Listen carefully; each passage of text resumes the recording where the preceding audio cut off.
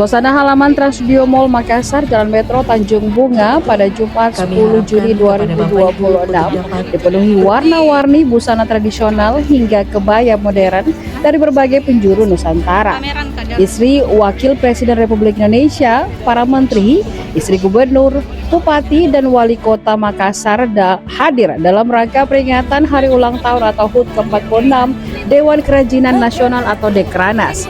Sejak siang hari, para tamu mulai berdatangan mengenakan busana adat dan pakaian khas daerah masing-masing.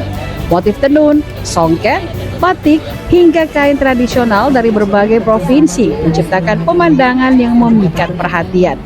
Di antara tamu yang hadir tampak istri Wakil Presiden Republik Indonesia, Selvi Gibran Rakabuming. Selvi didampingi Ketua Harian Dekranas Tri Tito Karnavian serta Wakil Ketua Harian Dekranas Sri Suparni Bahlil. Download Tribun X sekarang, menghadirkan lokal menjadi Indonesia.